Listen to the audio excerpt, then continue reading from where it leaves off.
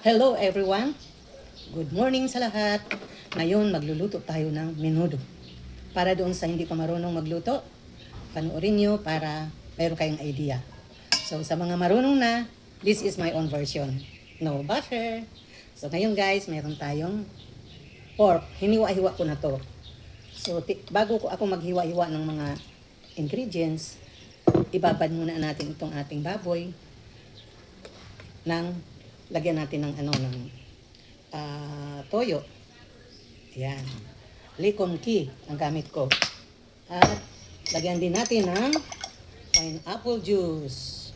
So ganyan ako guys magbabad. Then lagyan natin ng ito, black pepper.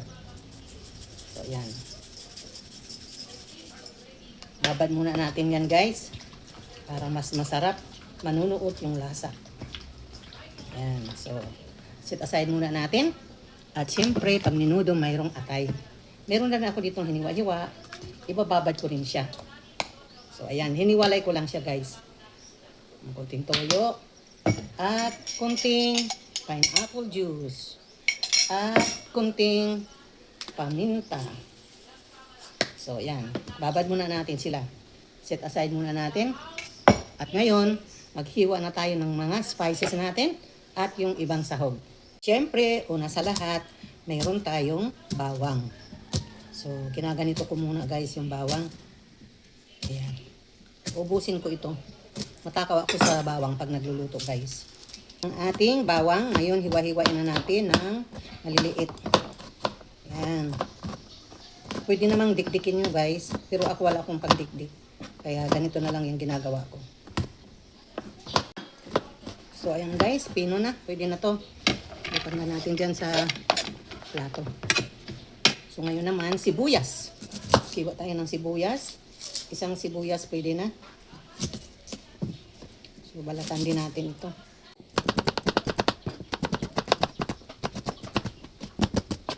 Okay na yan. Tapos, ito namang bell pepper. Alam nyo guys, sabi ng anak ko, huwag ka na maglagay ng bell pepper. Kasi guys, mabubulunan ka nito. Dahil bakit kasi? Para siyang plastic. Kaya lang, hindi ako maglagay dahil hinahanap-hanap ko yung lasa ng bell pepper sa menudo. So, hihiwain ko lang ito ng pino. Bumabara kasi sa lalamuhan guys pagka nakain nyo yung balat nito. Hindi kasi, hindi naluluto.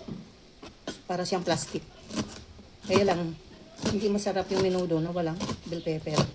Iba kasi yung malalasahan mo yung bell pepper.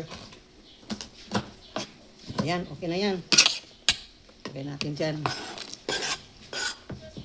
Ngayon naman, yung mga gulay na pangsahog natin.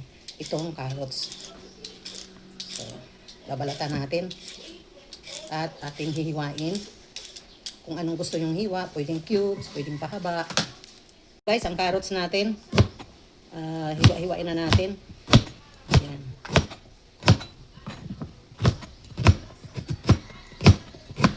At sa mga gulay naman, ang main ingredients sa menudo ay patatas lang at saka carrots. So, ayan. Ayan natin. Ngayon naman, patatas. So, balatan natin ang patatas. Ito guys, nabalatan na natin yung patatas.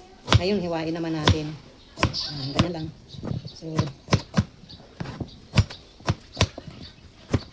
So guys, na-prepare na natin lahat ng ingredients. Sa pagluluto kasi ang pinakamatagal yung preparation. Napakadali na gisa-gisa. So ngayon, let's go. Punta na tayo sa kawali. Ito na tayo guys. Magluluto na tayo ng menudo. So, first and foremost, akin munang piprituhin ng konti ang ating carrots. At saka ang ating patatas. Try natin ng konti.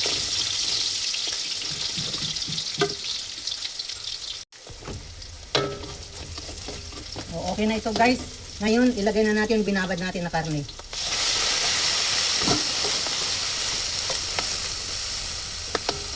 At hayaan muna natin, kumulo ito, palambutin natin. Hinaan ko lang muna ang apoy at tatakpan ko. So, balikan natin siya pag malambot na. Guys, magdagdag ako ng tubig para mapakulo natin mabuti. Masarap kasi pag malambot yung karne. Yan. Maglalagay ako ng sweet pickles relish para maglasa na siya. Yan. So, pakuluan natin ulit, palambutin. Guys, check na natin, baka luto na ang ating karne. Pwede na to guys, malambot na.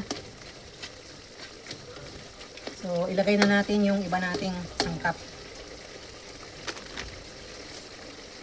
Ilagay na natin tong atay. Isabay na natin ang ating hotdog. Huwag kalimutan ang hotdog.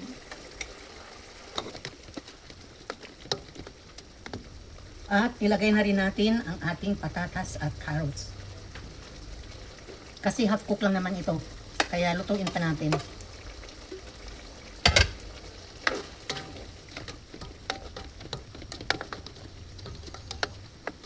Lutuin natin sandali. Takpan natin. Lagyan na natin ng ang ginamit ko guys ay ketchup na tamis anghang. Kasi ayaw ng mga anak ko ng tomato sauce maasim daw. Gusto nila matamis-tamis ang menudo. Yan. Para sa akin, tama na yung kulay na yan. Mapula kasi yung UFC na tamis anghang na ketchup. Ayan, mapula.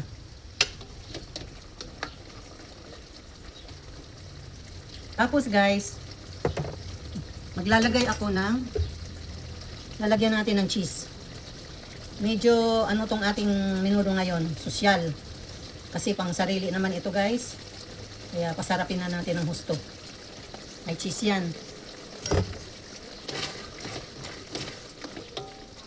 Ayan.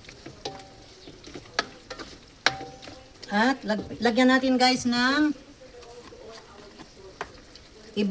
evaporated milk. Ayan. At ito nang pinakahuli natin ilalagay ng ating pasas. Ayan, okay na yan. So, isang kulo na lang guys, luto na ang ating menudo. Sarap na nito guys. Napakalinamnam nito. Kasi kumpletos, ricados. Tikman natin guys kung anong lasa.